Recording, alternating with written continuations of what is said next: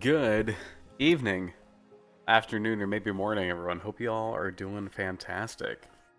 Happy New Year to each and every one of you. Last time I saw you, I believe, was just a couple days ago, or probably a little bit longer than that, at the beginning of the week. It's Friday now. So I hope you guys enjoyed your New Year's Eve. I hope you guys had a fantastic New Year's Day yesterday. Well, it was yesterday for me. And I hope you guys have at least a lot of fun, cool stuff in store for yourself. Whether that's this month, in the next handful of months, or at some point this year. Hopefully you've got something to look forward to, and if not, maybe it's just a surprise waiting to happen. Who knows? Good to see you, username Maskist, Hoden. Good to see you too, Lucky. And to everyone who's watching and maybe just not chatting, or watching the VOD after the fact. Hello to you too. Time to watch a real game dev? Look, you give me a little bit too much credit there. I don't know if I would say real dev. If you're in the Discord, you might have seen that I did say planning on keeping this somewhat short today. In the Discord, I also mentioned that this was tentative because I wasn't sure if I'd stream tonight. I decided to do it because I had the time. It is a little late for me, about 10 p.m. during the week, but we'll go until I'm a little bit too tired to do it. But I hope each and every one of you are doing good. New background, at least for today. I think it made sense to do something New Year's Day-ish. You haven't touched Discord since last year? No worries. That's why I try to, anytime there's like an announcement or if I plan to be off for a while, I try to make that announcement either at the beginning or at the end of the stream. That way folks can just like listen to the first handful of minutes or the last handful of minutes and kind of get all the updates in. But we can go ahead and jump through the Discord a little bit before we do any actual development stuff. A lot of cool stuff. So there we go. Most of it's been in the art channel. A lot of cool 3D art being made by Livid in SketchUp, which is an application that I guess kind of rivals Blender. Some 2D digital art from Basti, and then of course, username posted this. He made a sneak peek of this quite some time ago, and I think that's where a lot of our discussions were being held. A lot of artists lately. Yeah, 2 hours at least. Is the game free? I plan for it to be when I'm done, or, well, I've got a few different versions. So let's go ahead and do this. Let's switch over to Unreal Engine. Why is this not working? Oh, shoot. Bear with me just a sec. I hit too many buttons. So there's a couple different versions of this. By June 7th, I want to have a small version of it ready. That's more so just a demo that's playable for free. Earlier in last year's Halloween time, I made a very, very small version of a piece of this kind of in the similar, or the same universe that was free. But that was also kind of rushed because I needed to get it out before Halloween. What's the plot of the game? You work for an organization that is experimenting with bioorganic weapons, I guess is the easiest way to talk about it. Paranormal activity, things like that. You can think SCP or Umbrella from Resident Evil. The gist of it is the gameplay takes a lot of inspiration from the early Resident Evil games. So you're exploring a mansion, but inside of it is a monster that's kind of on the loose. And so it's a dynamic of navigating this large environment with lots of puzzles, working together with your teammates, while also sort of evading the looming threat that's going throughout the entirety of that map there. Have you worked on the mansion yet? I've done a little bit of it. Yeah. I don't know if when the last time I talked about the level design idea I have. Okay, here we go. So checking all my OBS stuff. Animation's kind of important, just slightly. Oh, you're talking about the SketchUp versus Blender. Last week, so I guess we'll take it from the top and just kind of talk with what we were doing last week. Part of it is interacting with terminals. This is mostly just going to be used for puzzles and other things later in the game. And so just having this kind of user interface work with these models that I made was something that we'd worked on last time, so we can like interact with this here.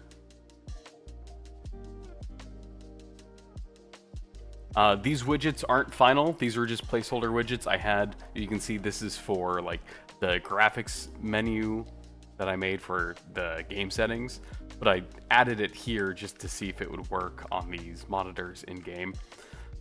Last time I couldn't quite get these two monitors to exist in one screen in a way that made sense when they're top to bottom, and so I'll likely have to move those to side as well. Feels cool to say that it's since the start of 2024 and the first stream of yours I joined was a little after 20. Dang, yeah, you've been here for a while. It could be interesting if you find a secret lab where more of these bioweapons are being made. Yeah, so let's actually go to GIMP, because that's the drawing app that I use, and it's one of the easier ways for me to explain all of my ideas is just by kind of drawing these all down. So let's go ahead and switch to this, kind of clear this out. Before I get too deep into it also, let me make sure I catch up on chat messages. Maybe when you finish the spaceship. How far are you into your spaceship? Have you worked on it since I left you? So the gameplay loop is this. So very broad, beginning to end. Is you start off just in this tutorial area, which is kind of what we're working on right now. So let's actually get back to GIMP. Hold on.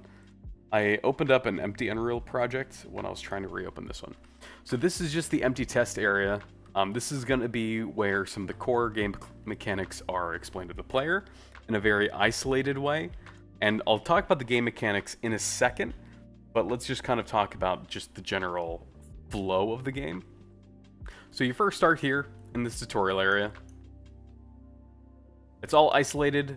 It's very plain looking environments, just so there's not a lot to distract you from learning the base game mechanics. Then the players have a handful of choices of 3 different levels that they can choose from. And they can go to either of these. And the idea that I'm having is that there's 5 days throughout the week. They can spend 1 day at a mansion, and like in one level, and then they can go to the next,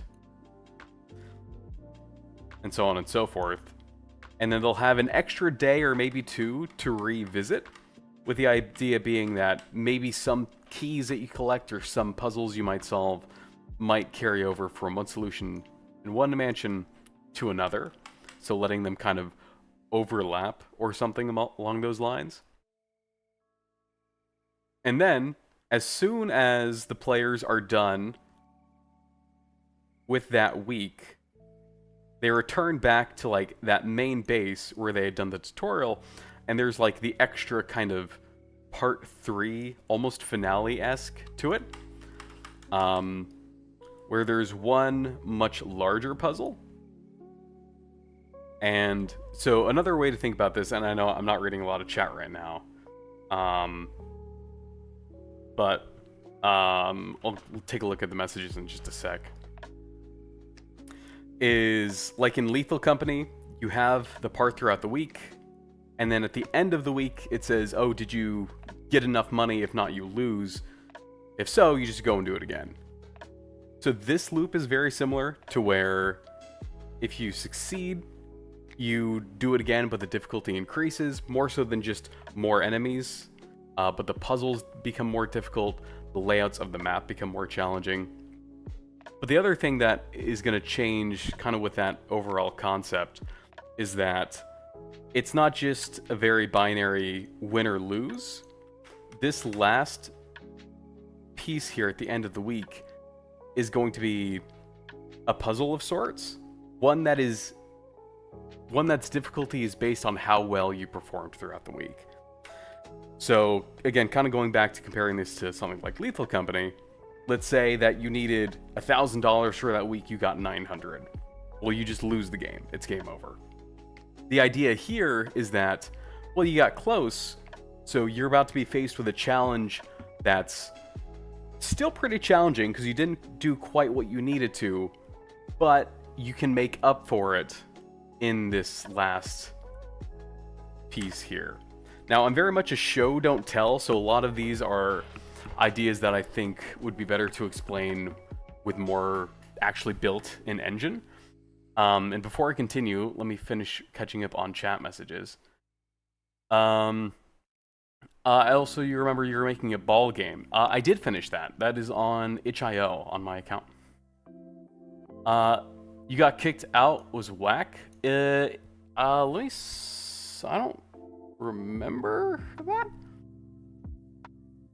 Watch, I'm not sure what you're referring to. Also, my bot that does all the auto moderating is currently not on, but let me go ahead and turn that on. So how does the game end if it loops? Good question. So this part here, this final puzzle or this final challenge, when you fail, is when it triggers the final boss sequence of this game. And obvious first question is, well, what if you just fail immediately? Are you immediately thrown into the final boss? The answer is yes, but you're underprepared. The idea is that the longer you play, the more resources you collect, the more you understand about the game and the mechanics, to where the more equipped you are to face that final challenge. And that's overall the gameplay loop that I've got in mind. Let's see. It's all mansions for now, yeah. And for those of you curious, I dual stream on both Twitch and YouTube, so if you see me reading chat messages that you don't see on your platform, it's on the other one. For the beginning, yes, people have had other ideas of like schools or hospitals or I don't want to do sewers because I feel like that's overused in horror. But for the sake of getting something working initially, and I can always add on to it, yeah, it's going to be Resident Evil style mansion. So a quota system, yes, and we'll explain that in a second. Because this is all kind of, what I've explained is just the overall gameplay loop, not really what the mechanically dense part of the games are. So what if someone finishes all the puzzles and or beats the boss easily?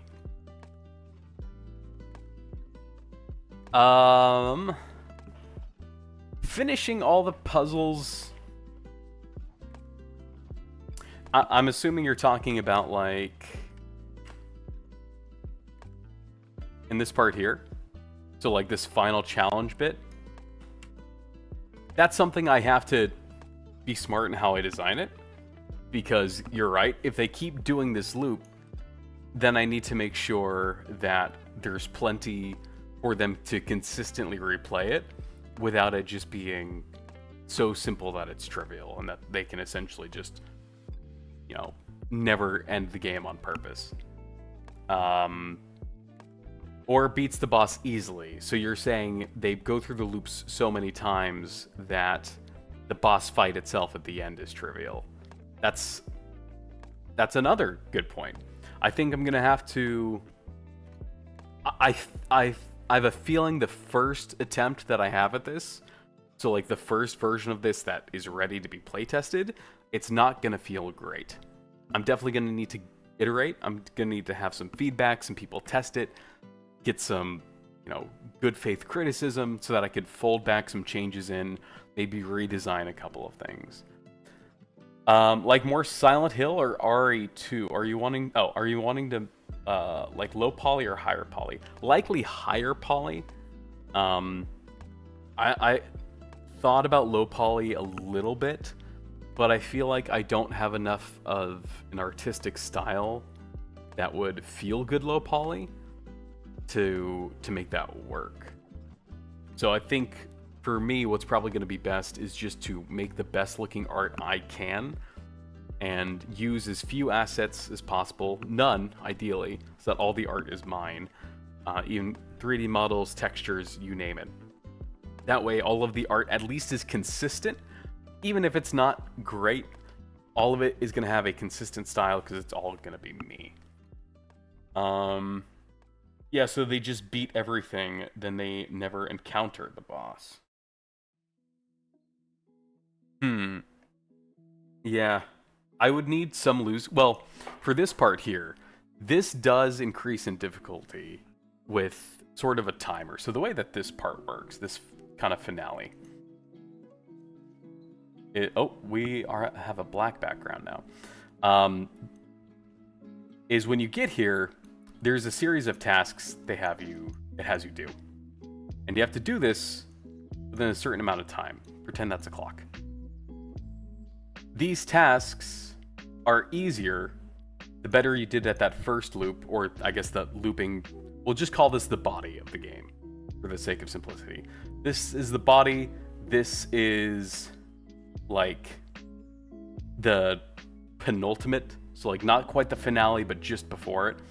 So depending on how well you did during the body of the game, determines the difficulty of the tasks. The more loops you do, the more tasks you get, regardless of how well you do during the body, and the amount of time you have to do it decreases. So eventually, it forces you into a lose condition anyway, because it does inevitably get more and more difficult, so that you do finally end up in that final battle.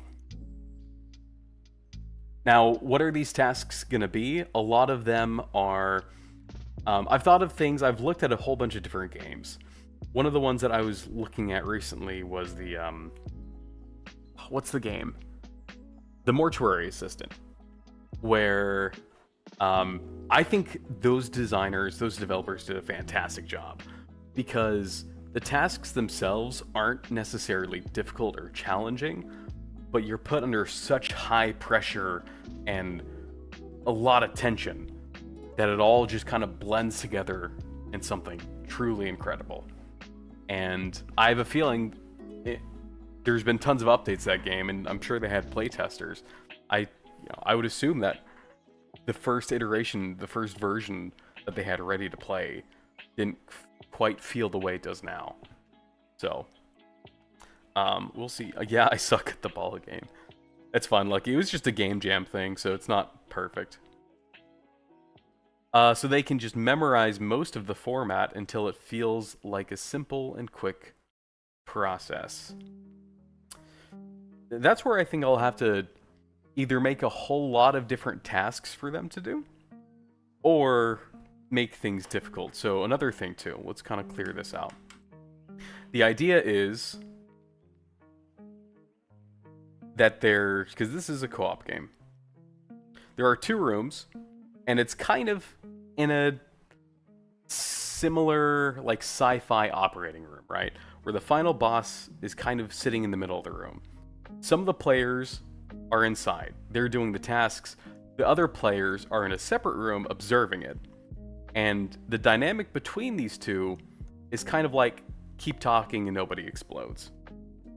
To where the information about the tasks that need to be done are in the players in this observation room, but the only ones who can actually do them are the ones in the operating room.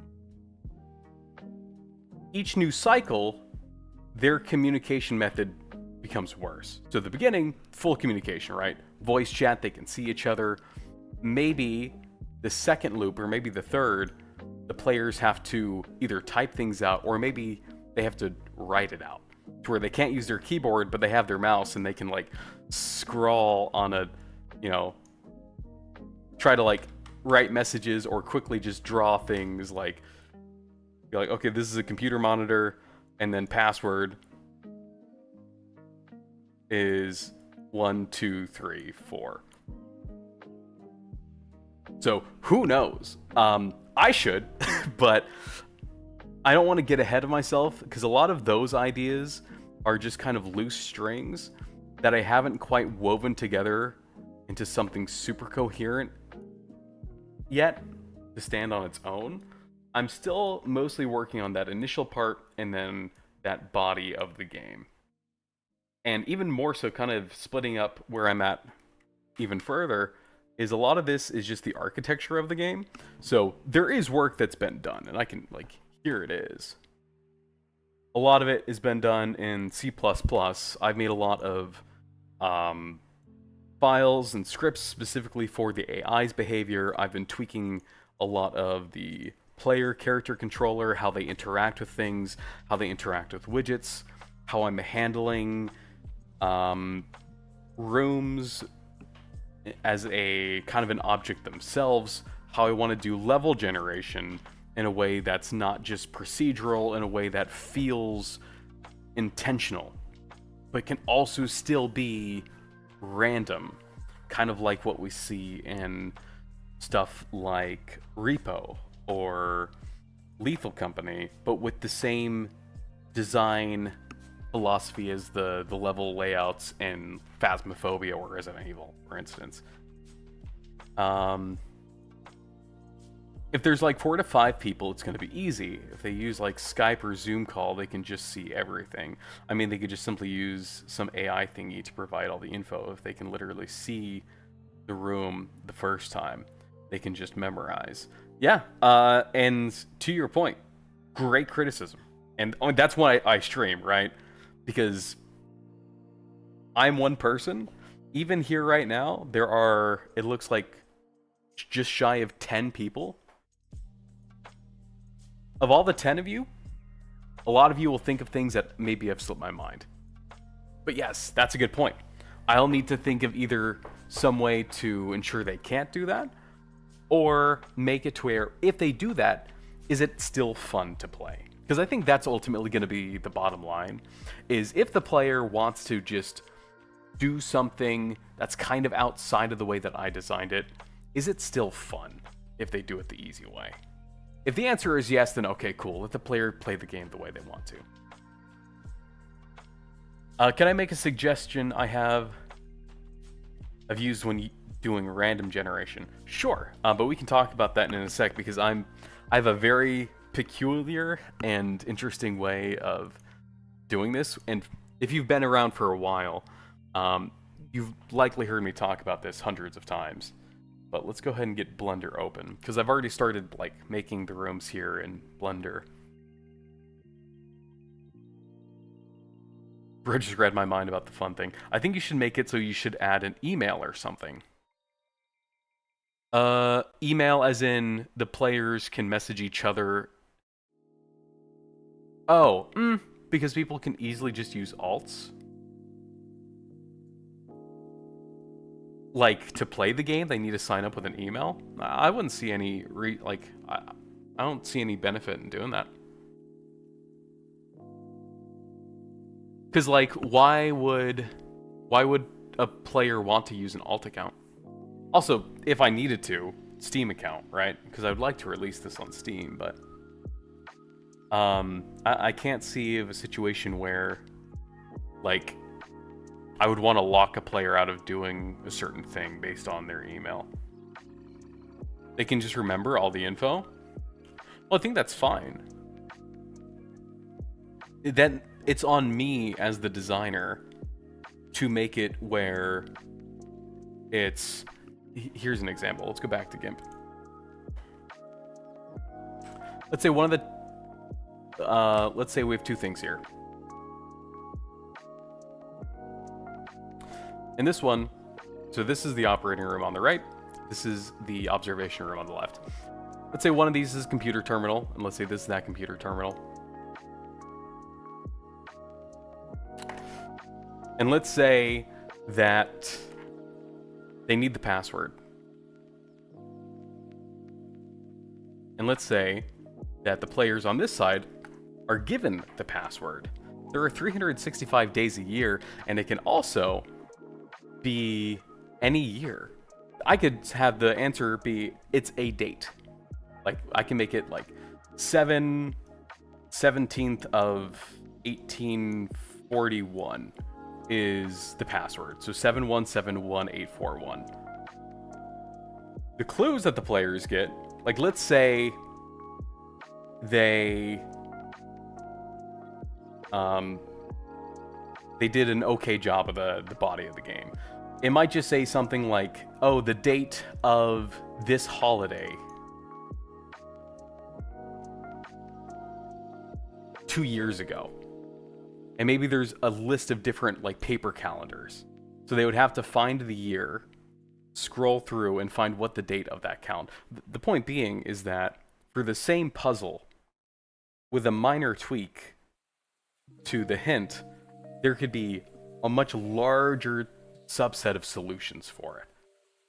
So if the answer to a puzzle is a calendar date, the only thing I would need to change is, well, what is the hint? Like, what's the date that the hint is pointing to? You should make the tasks random generated and the passwords too. Kind of. The issue that I have with random generation is that the more random it is, the less control of a designer, or the less control I have as a designer. I wouldn't say that they're mean, masochist. I think that because all the, like, any and all criticism, especially in good faith, I never see as actual, like, I don't see it as an insult. I see it as people just coming up with things that I couldn't see. Like 100 different tasks and 20 tasks per difficulty. Oh, I see. I didn't read that message before. Peru. Yes, I agree with you on that. So like having a large subset of tasks and then it randomly pulling out of those. Yes, that is kind of what I was thinking. Because that gives me the control over what are the tasks, and I can fully design them and have full control over how they'll be played. But the task that the players get is random. But the experience is still overall the same. Yeah, 100% agree. So that actually goes into the point that I have about the rooms. And the idea here is that let's open up something where I can show some procedural stuff. New incognito window. UE5 procedural generation.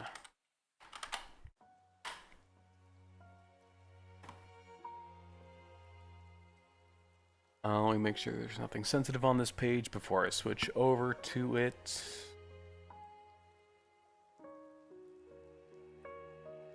Okay, sweet. Is there an end of the difficulty, or is it going to become so hard it's like 90 tasks in 1 second?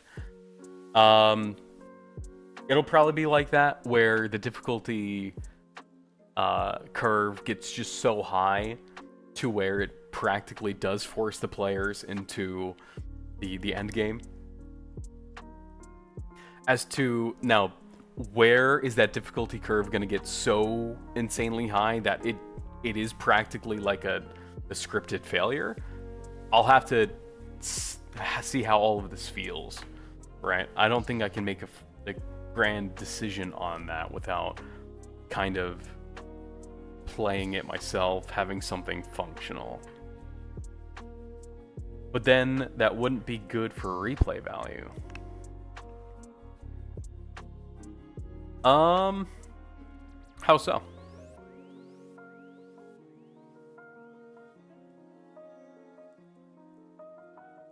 Because people would just know the game has nothing else to offer.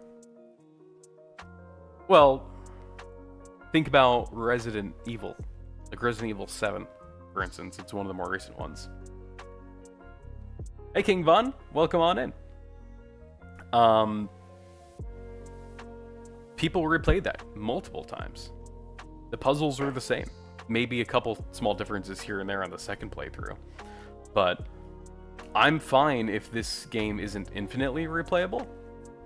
If people just have their time with the game, they enjoy it, for a handful of hours and they beat the game, they want to move on, cool. I don't think I need to sacrifice the game being fun on infinite playthroughs. I think I should just focus on, is the game fun, at least on the first? And if there's replayability, and I would like there to be, then I'll try to design it with that in mind. And that's what I'm trying to do. Let me catch up on Twitch messages. Could you check out your horror game too? Let me open this up. I'm going to copy this, so I'm going to finish reading messages in just a sec. I feel like there should be a point in the game where if the player is forced into the main boss, like if the train randomly explodes and then you find the boss character. People are allowed to link their stuff, that's fine. I mean, this is a small enough community to where it's not really disrupting stuff. Like people who like puzzles would need to quit if they don't like the boss. Oh, I see.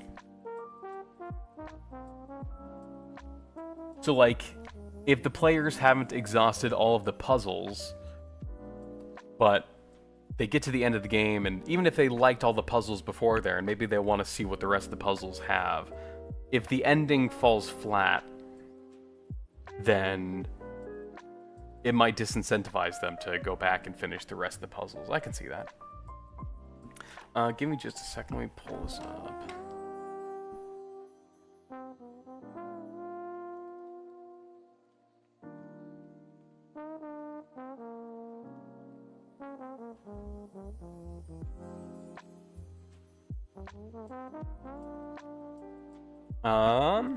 I'll have to check out that link offline, King, because it's flagging that link.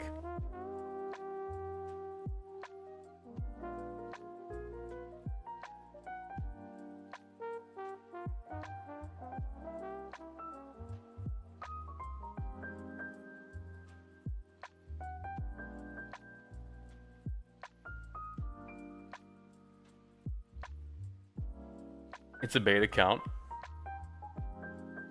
Hey Vaughn, if you're human, type human in chat. If not, I'll send Daisy after you.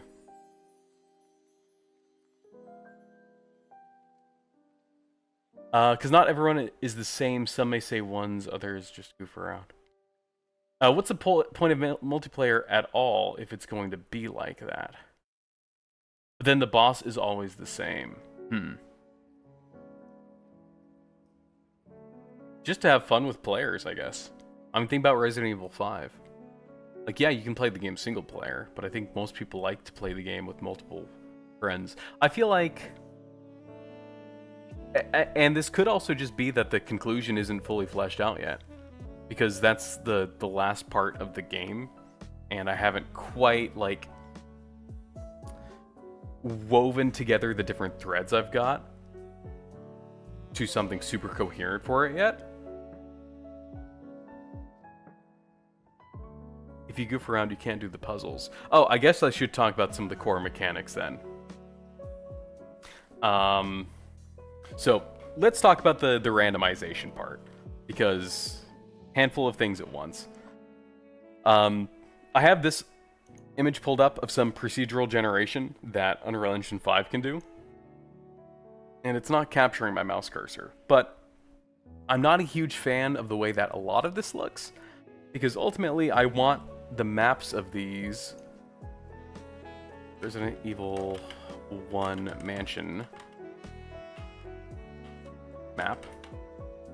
I want them to feel very concise, very close together, and very almost intentionally planned. So the way that I have this in mind is that I make a subset of rooms. I make a large subset of rooms, and I keep track of what shape they are. So look at this image here, and you guys can't see this. Let me figure out why. There we go. So imagine each of these colors here is their own room. Rooms that I made individually, kind of in their own place, and I designed the interior, I designed what puzzles are going to be in them. And then when the maps are being randomly generated, it's fitting these rooms together in a way where they all kind of coalesce into one neat map that fit together all kind of in this same space. While also maybe having some additional Passover logic that says, well, it makes more sense to have a dining room connected to a kitchen than it does to have a kitchen connected to a bedroom. Things like that. Just think you playing tag with other people may not be the same. So, okay. Let's also talk about some of the more in-depth mechanics. And at some point, I really do want to just make a good, comprehensive video that describes a lot of this outside of the stream. And then I've even seen like some people have gameplay of their game in the corner. The issue is it's so like a lot of the work that I've done thus far has been kind of like to the end where there's not a lot to show off yet. As, you know, despite as long as I've been working on the game, unfortunately. But that is kind of one of the goals I think I would like to have for this year is have something on the YouTube channel to explain very broadly what this is, and also maybe have a little bit of a snippet in the corner, maybe just playing on loop of just some small gameplay segments.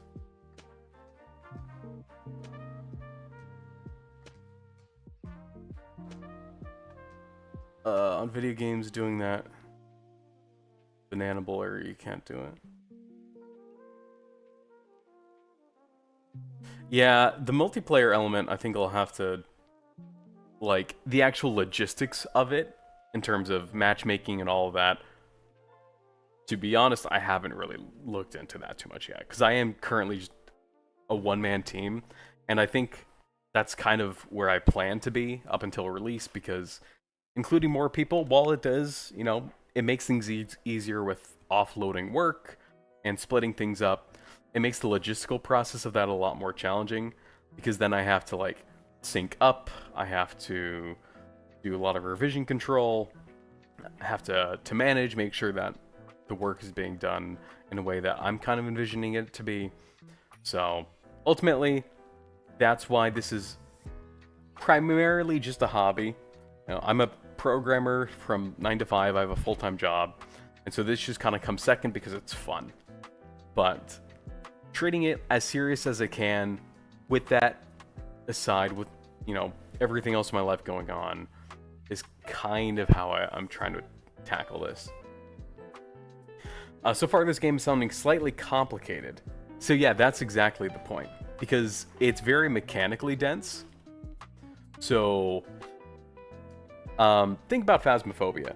Phasmophobia is a very mechanically dense game, and I think that it actually throws too much at the player at once, because when you jump into Phasmophobia, it just says, if you skip the tutorial, which a lot of people do because they just want to get in and hunt ghosts with their friends, you have this journal with all these entries in it, and then you have like this checkbox thing where you can like check UV and fingerprints and salt, and then you have a list of ghosts. There's like 25, 30 ghosts, and then you have a full page of descriptions about them.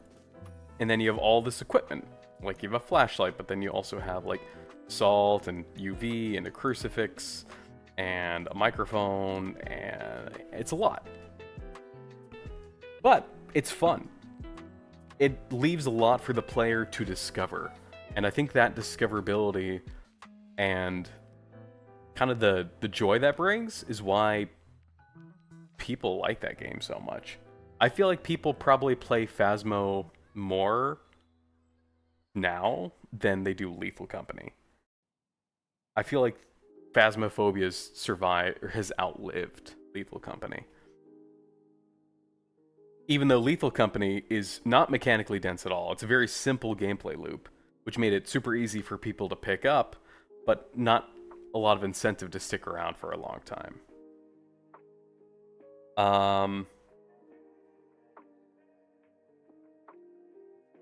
Nobody would play with non-skilled players. I think the intention is to play with friends. In every online game you can play with non-skilled players. You can be a non-skilled player. Let's see. Yeah, I think the intention here, like, first and foremost, is that you know the people you're playing with. But the game can also be played solo, if you would rather not. The mentality I had is games like Lethal and even to some extent Phasmo and Repo are very fast-paced.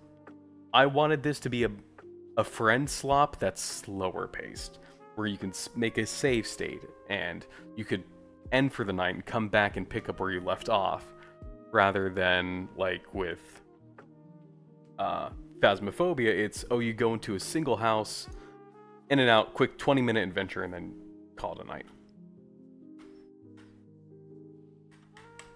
You'd say Lethal Company and Phasmophobia are in a completely different ballgame.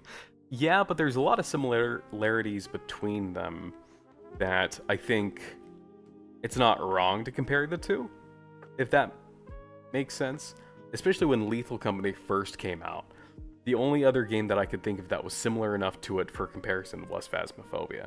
Now, of course, there's Repo, which is even closer, but in terms of like, well, what is the dynamic between the multiple players during the bulk of the game? Because right now, we talked about that I needed to do the tutorial correctly to describe the mechanics. Then we need to also get the body of the game feeling good too. And we even kind of discussed that this finale is a little wishy-washy with its design, especially since, well, what if you're playing single player? Or what if you're playing multiplayer, but you've played the game a bunch? How's the replayability going to affect that? So this part is still up in the air in terms of design.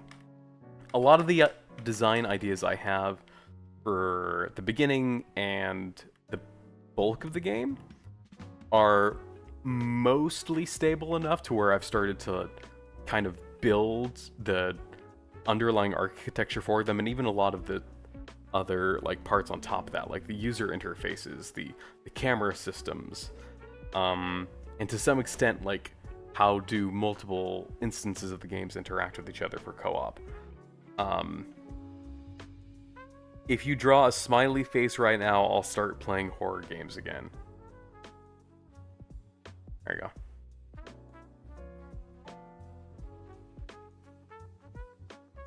Well, ball game is a bit much. Maybe Lethal Company and Phasmophobia are on different sides of the bleacher. Oh, I see.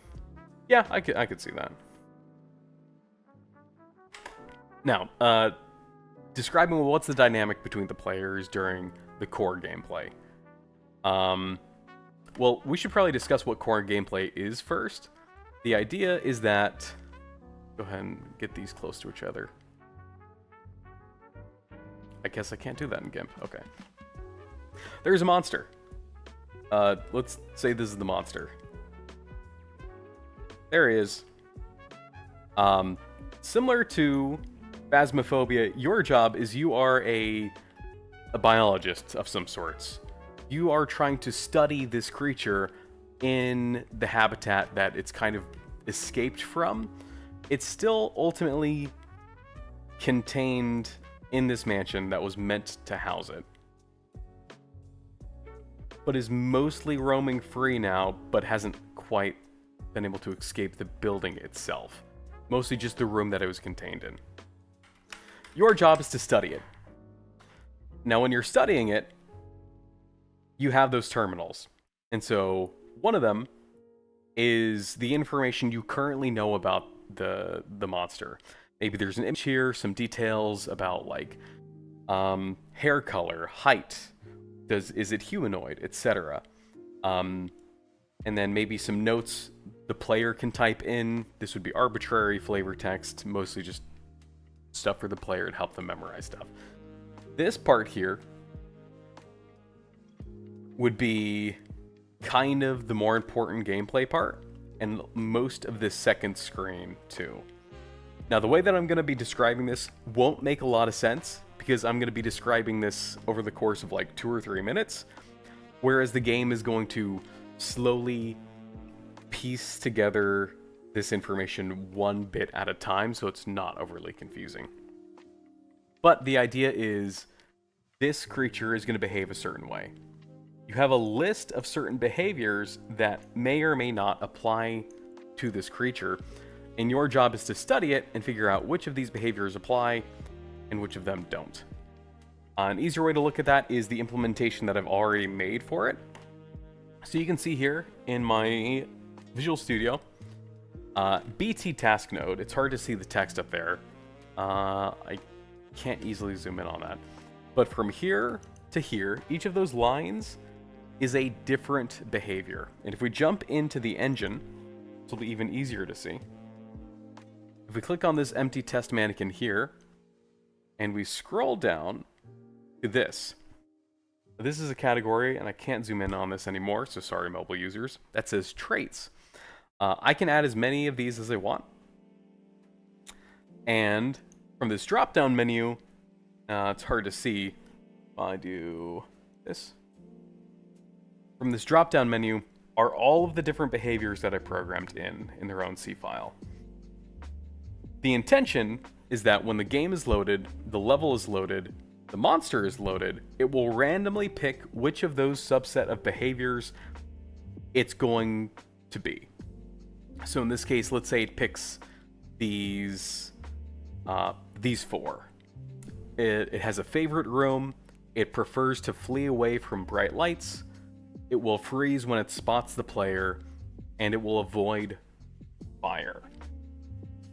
The players might receive a list of like 10 different types of behaviors, and I actually keep track of those here. And I've even started to comment down some other ideas people have had. And of those, that list of behaviors they have, they say, well, all right, let's see if it freezes when it looks at me. That's an easy one to test. They can test it. They'd be like, okay, yes, it does. It has this behavior trait. We can add it on the terminal, or no, it does not. Same thing with like avoid fire. If it walks through a room that's on fire, it's not avoiding fire. Hey, Tart, good to see you. What if the players remember all the details and blast through all of it quick? Well, at the beginning it might be quick, but this is what we have so far. Some of the details are going to be pretty detailed. So here's one that I had in mind. When a room is less than 40 degrees and the lights are off, the creature will move at twice the speed. I can then make a variant of this. Let's say when the room is greater than 80 degrees and the lights are and there is a fire source, the creature will move, the creature will not enter that room. So the point being, there will be too many for the players to know all of them. They can just randomly enter details and check it until it's all correct. What do you mean enter details? Because the terminal won't tell them if they chose the correct one. They won't know until they get, to the end of the game, where the more correct details they have dictates how difficult that final puzzle is. So they can't just randomly input stuff until they get a green check mark. They'll have a list of things, and you're right. Let's say they're given these two. And so they'll check.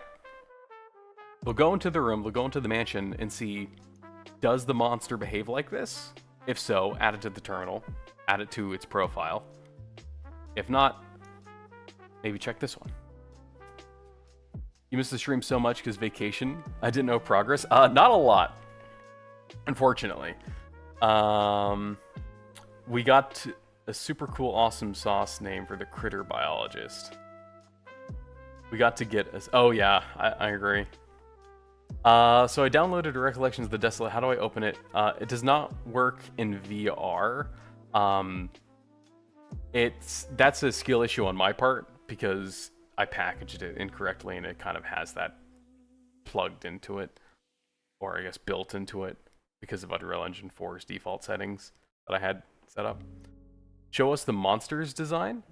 I had an old chicken scratch design, and then someone in the Discord remade it in a way that's a lot better. Let's scroll up to find it. I think it was Nibble. Yep, this is one of them. I drew a very, like, if you've been looking at the art so far, I drew a version of this that is about as good as a stick figure as I can make. And then someone, Nibble specifically, took that chicken scratch image and said, oh, here's, like, a more realistic interpretation of what this monster looks like. The idea behind her design is that her muscles have atrophied. She can't move her limbs. But for lore reasons you don't need to know, she can move and control the razor wire that's attached to her body as if they are her limbs. And so she can pull and tug on these parts of her body and move herself around room to room like a marionette doll. An acronym, BWERT. BERT. Biological Weapon Research and Response Team. Ooh.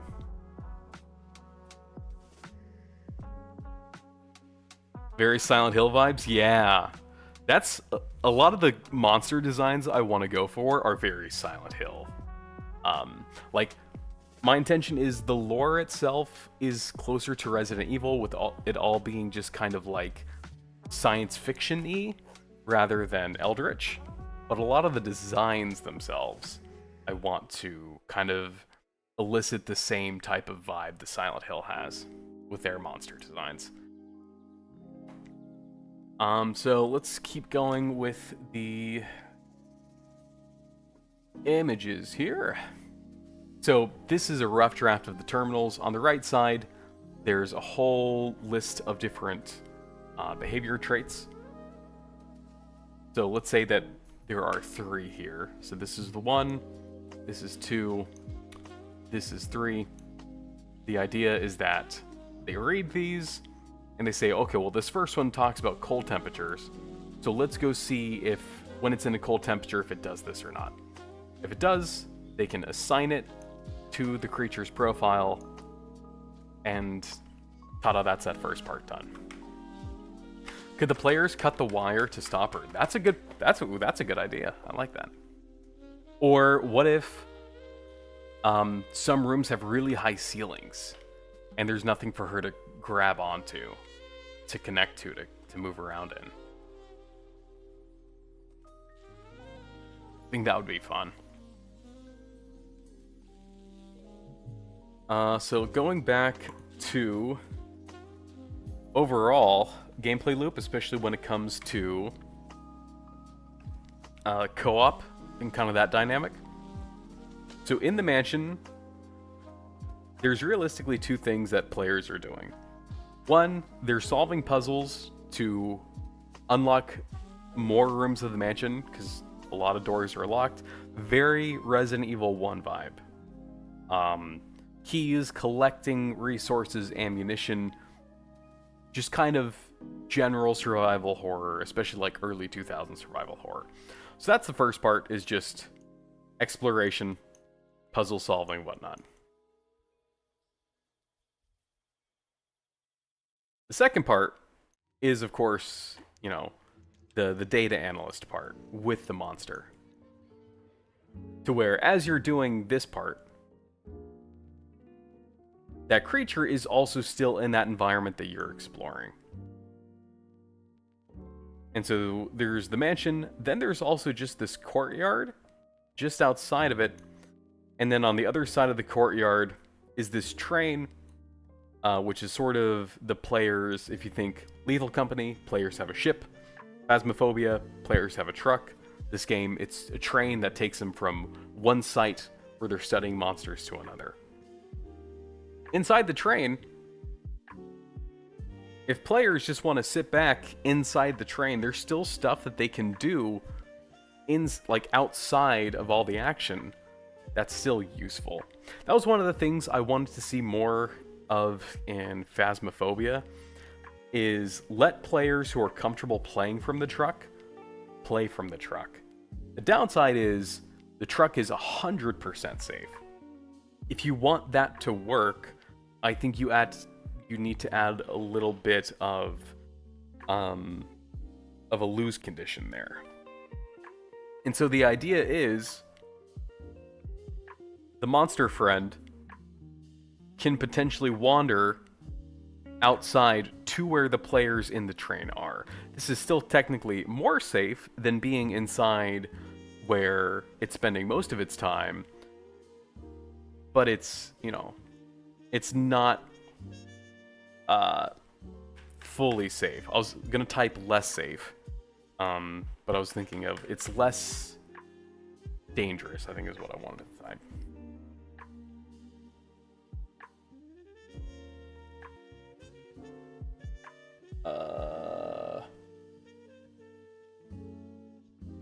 At the end, can you cut the wires, and then you could freeze or burn her with whatever room closest.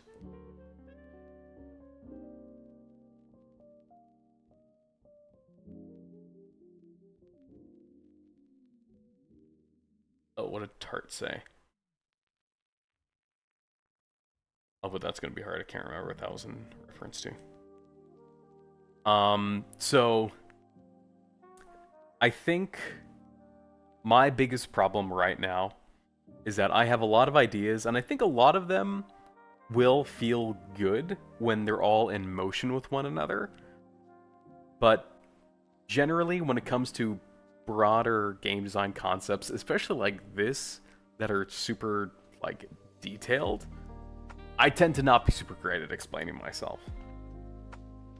But when it comes to showing off something that's functional, that's working, that's moving in engine, in game, like this,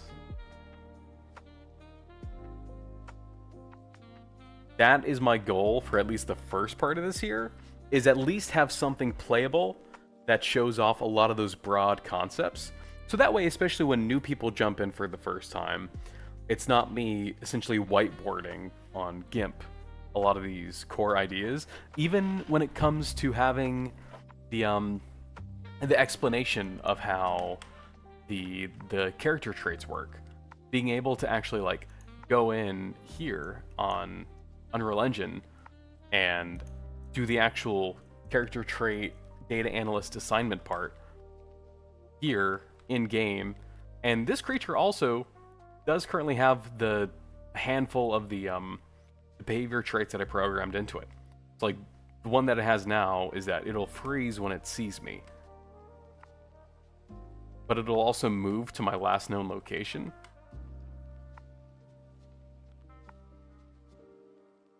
So let's wait for it. Oh, it went this way. And if we go this way, it'll likely continue into that room. There it goes. And so that would be probably my first step, right? Is be able to start documenting how is this guy acting with these computers here, and then have some way of like, even if it's just a debug message in the top corner, giving the player feedback. So, one sec. People are messaging me. All right. I did say I wanted to do a little bit of development tonight, and I did also say that it's going to be a bit of a shorter stream. So here's what we'll do. Let's work on getting these terminals all lined up. We'll get the camera working for all 4 of them, and then maybe start the process of getting the user interface like correct for them. Because right now it's just using the settings menu still. I would give it like its own, like this. Like this mock-up one I made in GIMP. Just something that looks cleaner, is a little bit easier to navigate. I don't know if we'll get that far tonight, but at least getting these 4 terminals lined up on the bottom is going to be easy enough to do.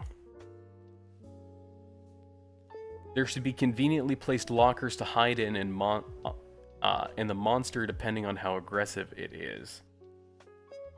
Another thing that I was thinking of, because I do agree, being able to hide, but what might be fun is what if it behaves differently if it thinks you're not there? Even if it's like non-aggressive, but what if it's like if you're hiding, what if it's shy, right? If you're hiding, you can see it do things that you wouldn't otherwise be able to see it do. How does she control the wires if her muscles atrophy? It's kind of like, well, part 1, suspension of disbelief, but I do like to make things as like have as much of an explanation as possible. Kind of like your own fingers. Your fingers move with tendons, and so the muscles themselves don't, or the wires themselves don't have muscles in them. But kind of like when you see vines grow along trees and tree branches, there like are tendons, because she again is a biological creature. She's a monstrosity of some kind. Parts of her body fused around these wires, and she can pull on parts of the strings using parts of the body that have attached themselves to the wire. So she can't fully support herself with her legs, but she can still move enough of her body to be able to do that. Had a similar idea to cutting the wires to stop her, where the players can cut patches of wires blocking certain things, not realizing it's part of her, like spider's web, to luring her. It would make more sense if the wires are connected to her brain and the muscles and bones grew into the wire.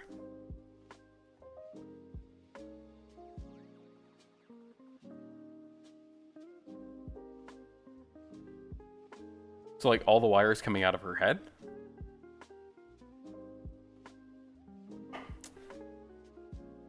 When it comes to stuff like that, I think I'll usually do what looks cooler before something that makes more sense. Like that image of her just kind of moving around like a puppet, even if it doesn't make too much sense biologically.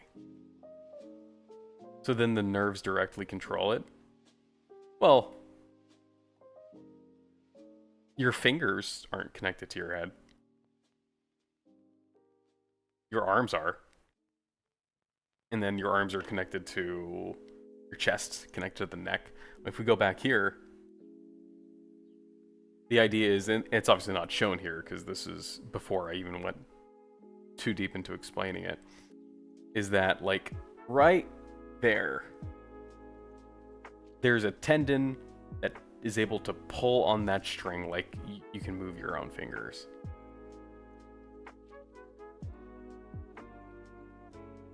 But I also don't think that the biology of that working is super consequential to a lot of the gameplay stuff. At least not yet. As I get a lot of the other stuff kind of hammered in, I can hone in on some of the smaller details. Plus, that's only one monster. I have a couple other ones like Chicken Scratch designed. Gonna get some rest, username.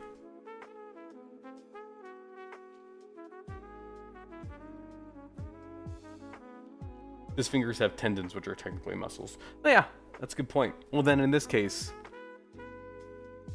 she does have muscles kind of wrapped around the wire then. Because it's kind of just an extension of her body. Yeah, I agree, Bacon.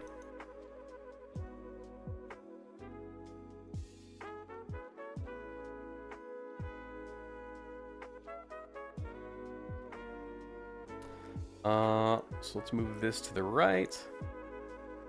move this down, and so that we can get the right access on this.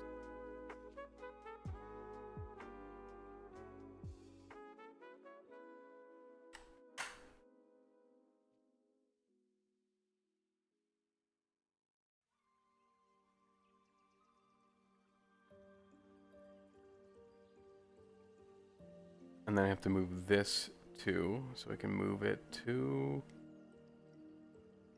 What are you, static mesh? You're right, you're static mesh 3.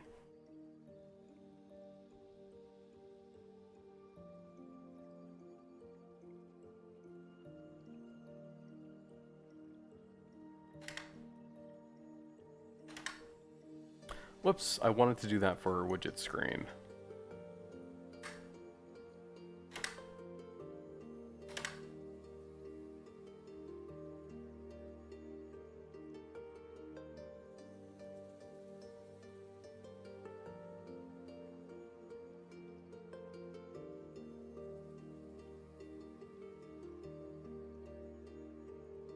Yeah, that's kind of what I was thinking, Paru. I think I just didn't do a good job explaining that. I tried to do it with, like, the vines analogy. How, like, vines grow on things that aren't part of the vine, but they kind of use it to take over. That's kind of what I meant, and that her muscles grew into the wires, so that she could use it, like, an extension of her body.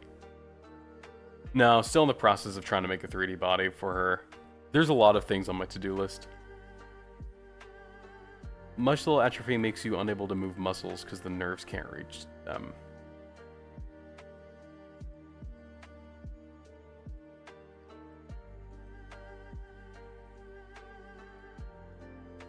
Is that what that is? I thought... I'm not a biologist, so I'm gonna look this up because my intuition was that it's... The body begins to use the muscles as a food source. But you still have them, you can still use them, but they're weaker because there's less muscle mass there. Is that incorrect? Muscle atrophy. Muscle atrophy is the wasting or loss of muscle tissue leading to decreased muscle mass, strength, and size, often caused by inactivity, aging, malnutrition, nerve damage, or chronic diseases like cancer or heart failure, with symptoms including weakness, fatigue, and reduced movement, but it can sometimes be reversed with proper diet, exercise. So the idea, I think the intention that I have is that she still has them. She can still move them, but not enough for her to support her own body weight. At least not in her legs. That's why the wire acting as a more, like, stable form of carrying herself. Plus, I just think it looks cooler. There will probably be a monster design that will come along that makes absolutely zero sense biologically. But I might just go for it because it looks sick.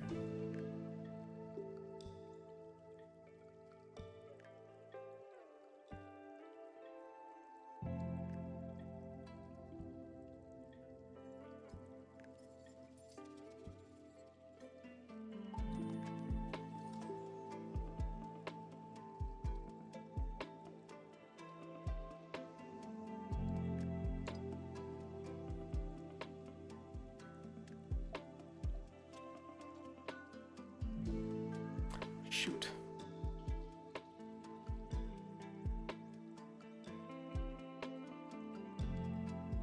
Ugh.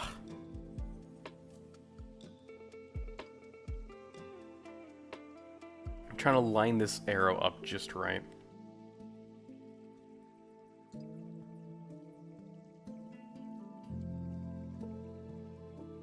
You're learning new things about the human body from this stream. Hold on. I saw one video. Because I, like... If anyone is thinking, oh, we're focusing too much on the biology of it, I was actually looking at, like, biological video, like, explanation videos as I was coming up with this idea. Let me see if I can pull it up still. Tutorials...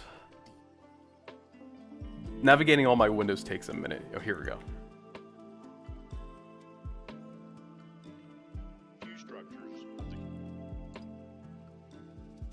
How do I move this to a new thing? I love when YouTube... Oh, there. Stop, I don't... Stop asking me about AI. I would go here.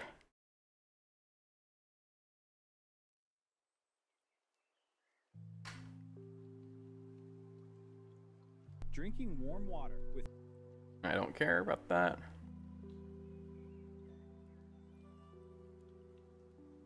I didn't know we would go from 90s styles horror to muscle atrophy.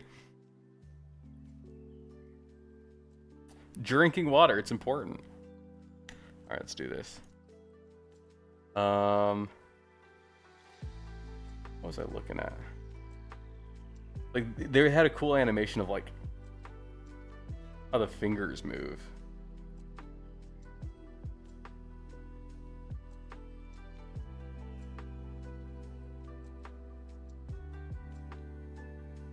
That's all, like, the muscle, though. There's part where they show off, like, the tendons? Pulling on it? Oh, yeah, this. So, my idea is that, like, the fingers, in this example, are the wire. That kind of white part around it is, like, her muscle, I guess, in this body. Either tendons or muscle, whatever it might be called. Like, the idea is even on the model, you can see kind of the difference between the two. Or you can see the wire, but then parts of her that are wrapped around it that she can pull on to manipulate the wire itself to grab onto things with it.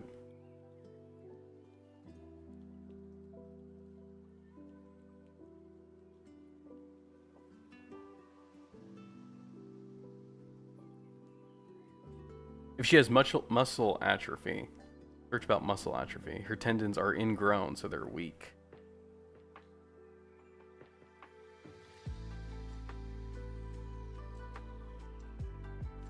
It doesn't make sense. She's just kind of pulling on it. I might have to suspension of disbelief that one then.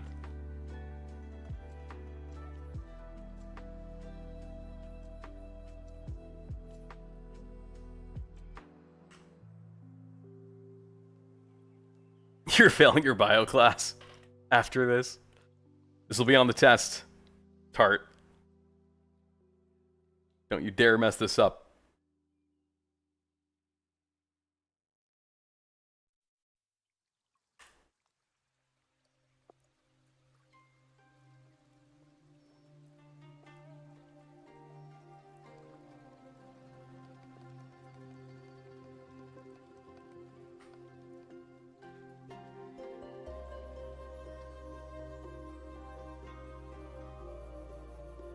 There we go. Took me long enough.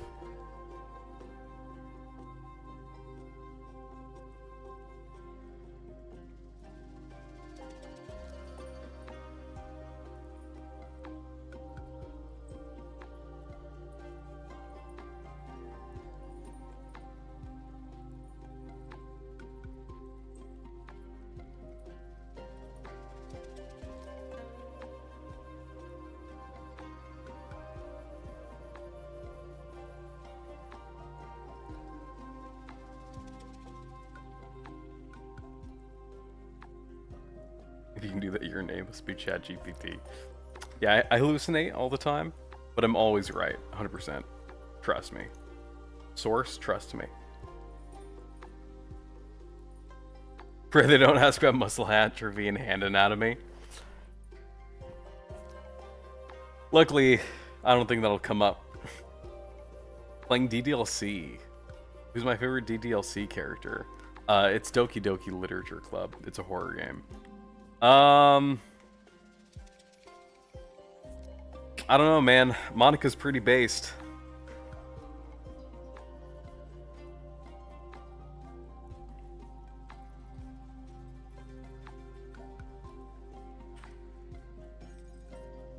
Let's do dual monitor position.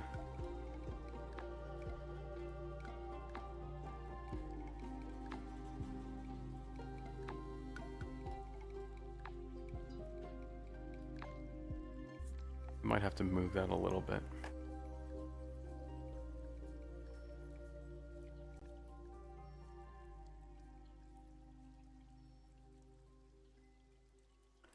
Now we have 2 more of these.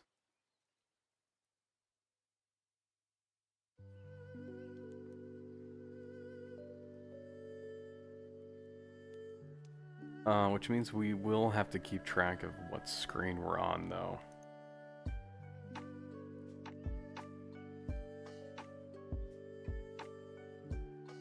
Is here.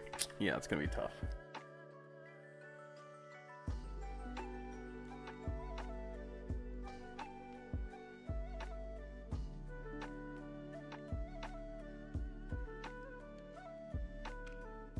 Yeah, Bacon, you get it.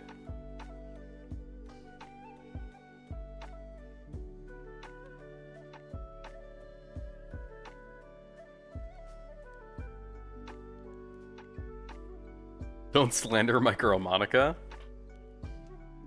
Nah, yeah, she's best. Alright. Boom. I might have to reorder these.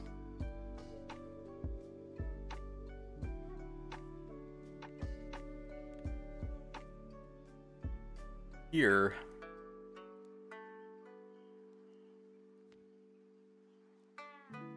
I'll have to just keep track of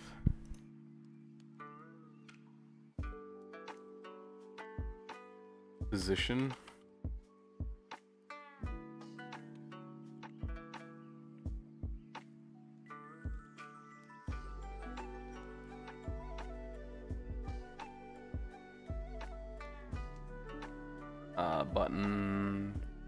Button 0. I'm guessing 1. Nope. 1 and 2. Okay. 0, 1, 2.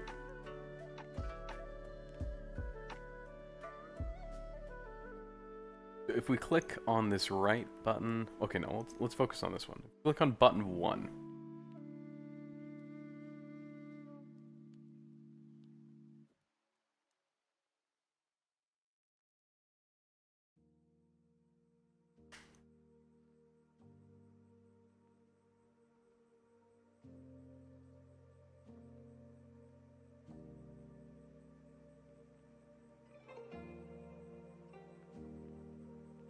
And our position is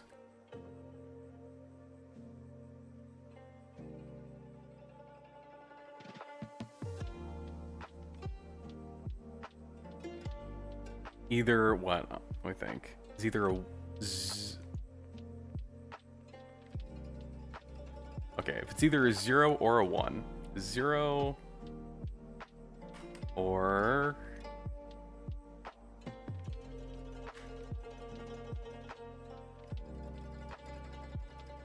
a 1.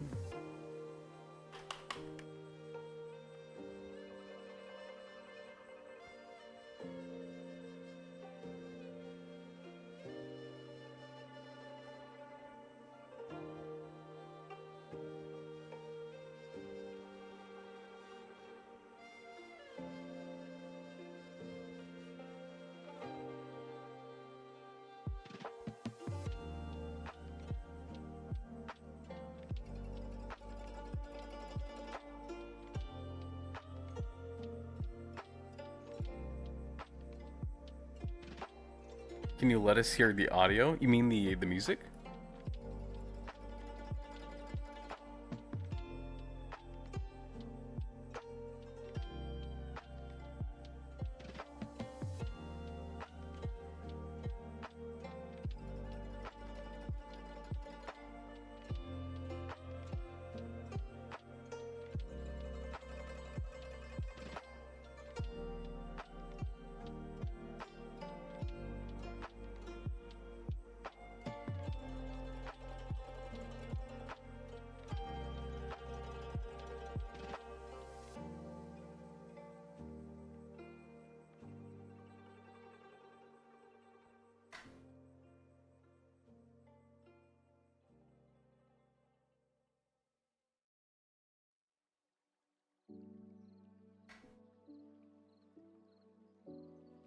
Hey, Coder, how you been? Good to see you, man.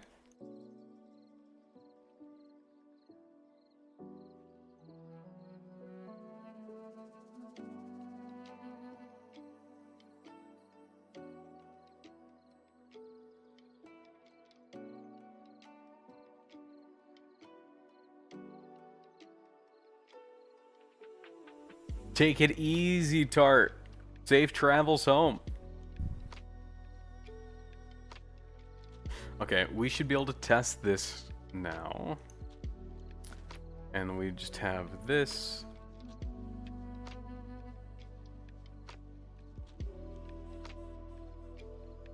Instead of dual monitor position 1, use dual monitor position 2.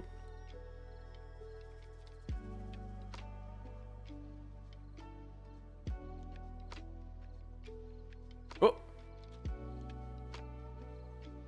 Alright, what did I do? Oh. Fair enough.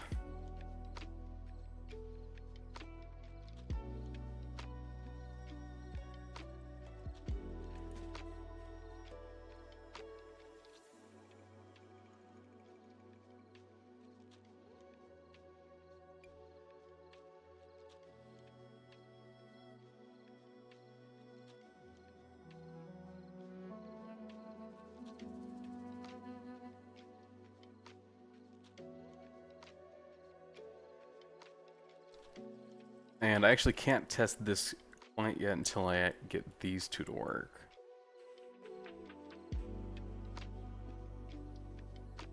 Your rocking's fourth, Alt. Well, welcome back.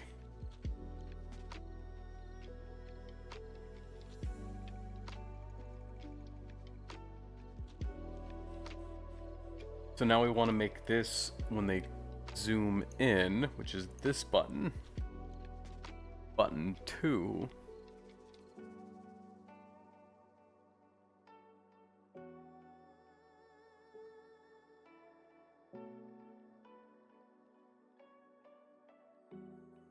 Oh, make this simpler.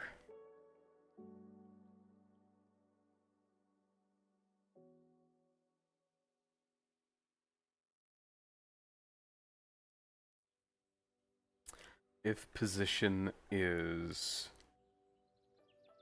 2.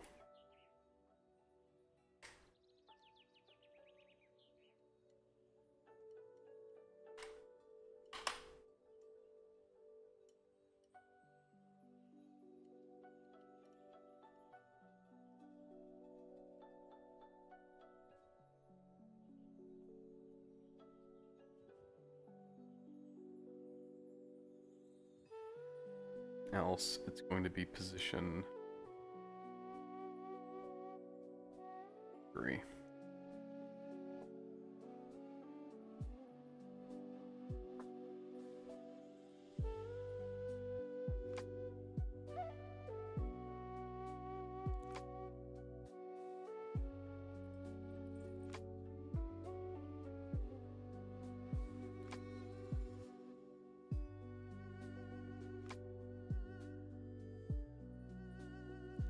So that should be the zoom in, zoom out.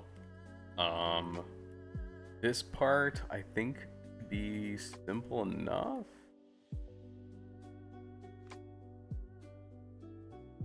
Where it's just...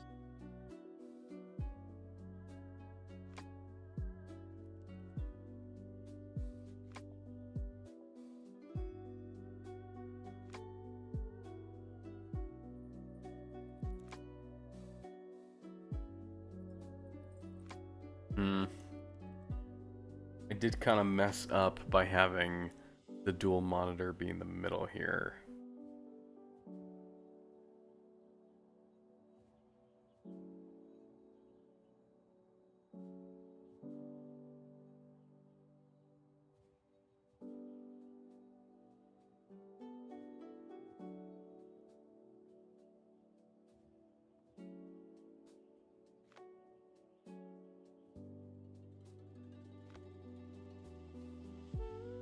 Alright, let's fix that.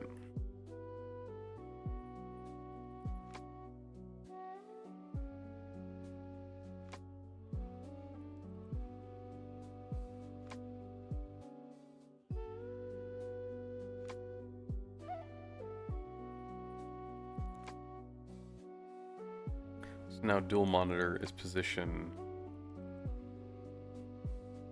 4. too.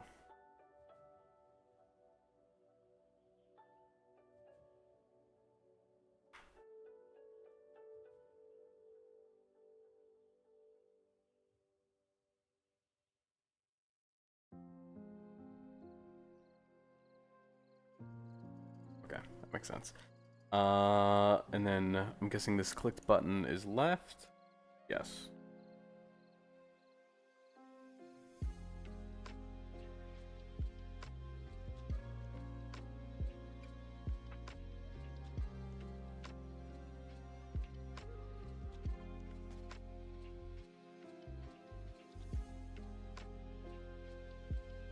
If it's... is this inclusive? Oh, here it is. Inclusive min, inclusive max. Gotcha.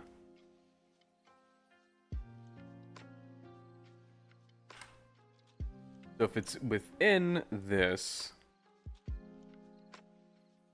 I have to clean up the spacing here.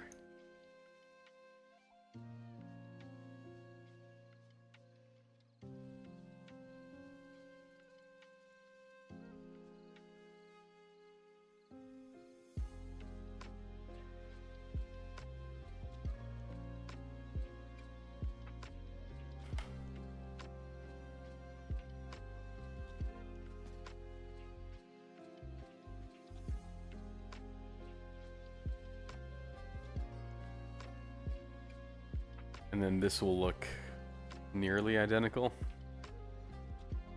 but with an increment. And actually, we don't want...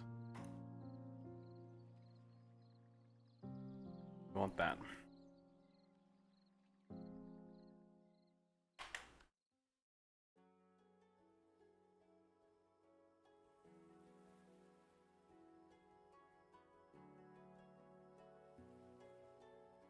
And I think that should work.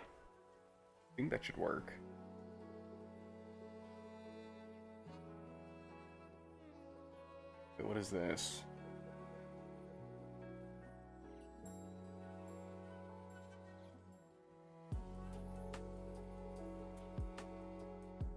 Ooh, right. It should be 3. There we go.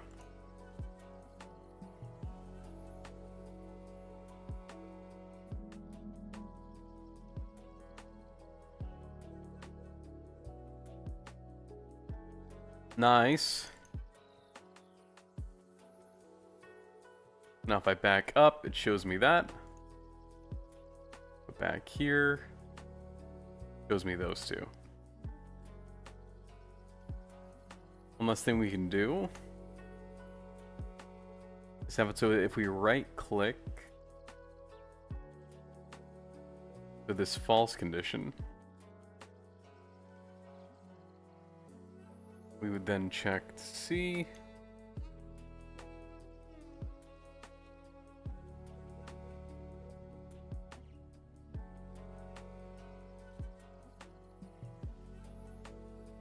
it's 4.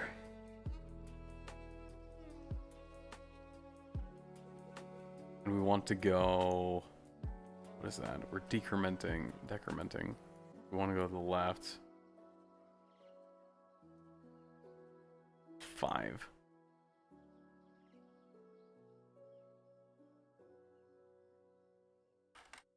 Branch.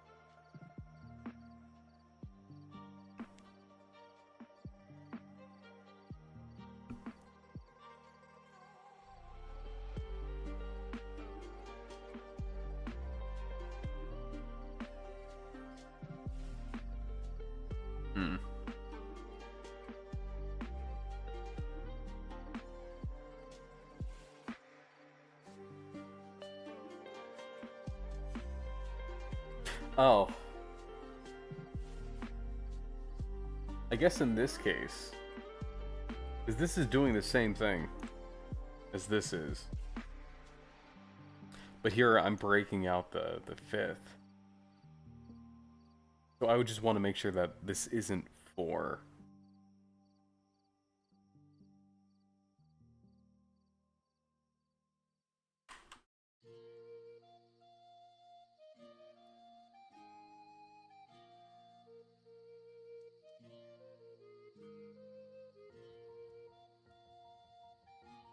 That should do it.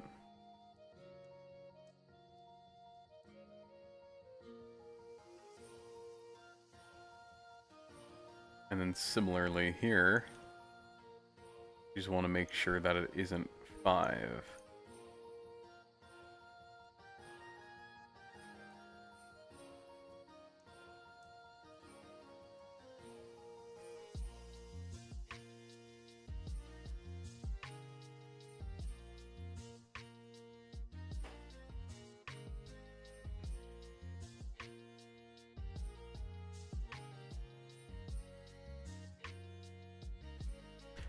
This is the best of 2025 from Lo-Fi Girl. Here's the link.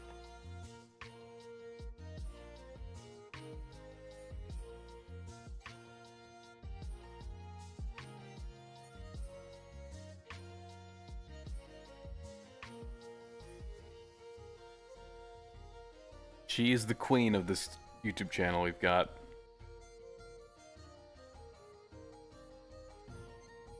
Massive fan.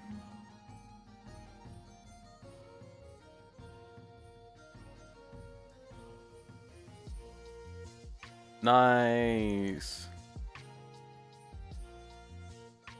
So I might want to tie the buttons for the monitor switching to something a little easier to use than just the 4 edges of the screen. Like maybe if you want to zoom in on a monitor, you can like... See, I don't know, maybe like click the border of it. So I'm worried that that might get confusing because you can also click on the monitor itself for like menu interaction and whatnot.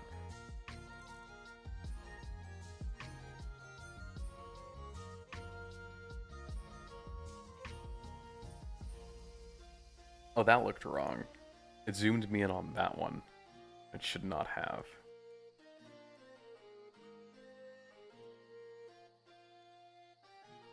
Which was this button, which is button 2.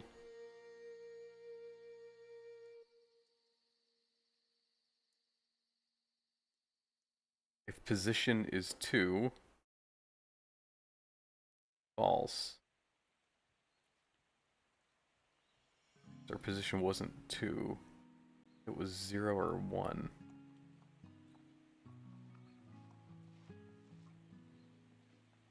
Camera, what? That looks right. My decrement not working during this move? No, that's a pass by reference, so it should be changing it.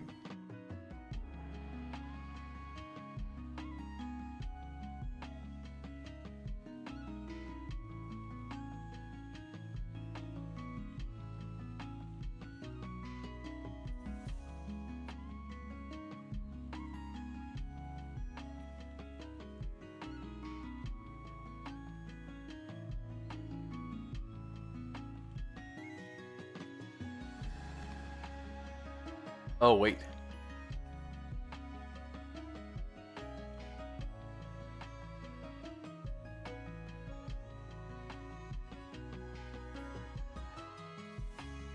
We're zooming in and we're either a 0 or a 1. Then we should go back to position 1. We're a 2 or a 4.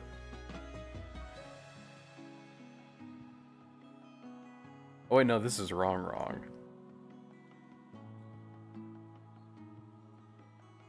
This is button 2. So if we're a position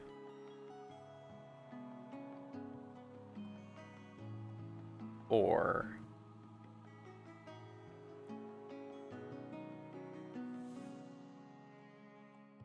then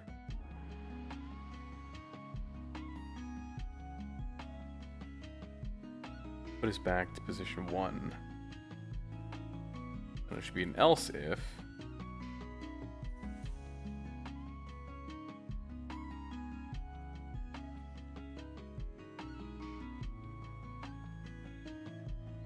Five.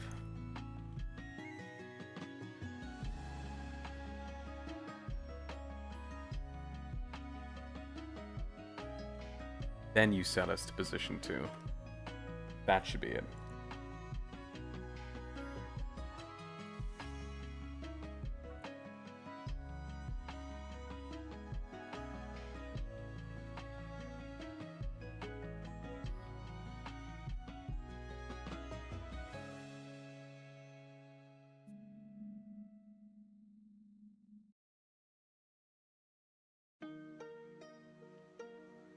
There we go.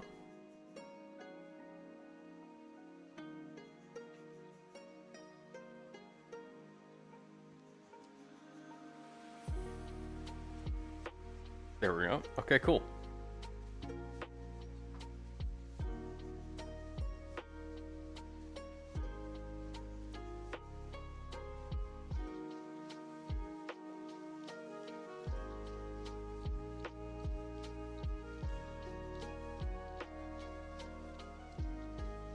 An hour 38 minutes. I think I did say it was going to be a short stream today. I think that's where I'm going to wrap it up.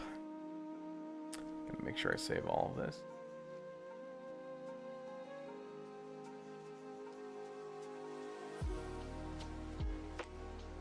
A lot of good feedback today. A lot of good back and forth. I think more so than anything, this just goes to show that it's important to have either one, a good YouTube video explaining a lot of what I already know is going to be like the foundation of a lot of the game mechanics, or two, I just need to build out a lot more of it so that it's ready to show off like live as a demo.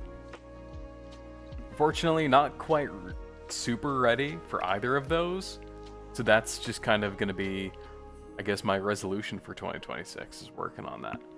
But I'm going to get some sleep. It's getting kind of late for me. I'd recommend y'all do the same, especially if you're in the US time zones. Much later than it is for me now. If it is morning for you, I hope you guys have a fantastic weekend. Next stream is going to be this coming Monday? Potentially not. I'll post a schedule this weekend if you're in the Discord.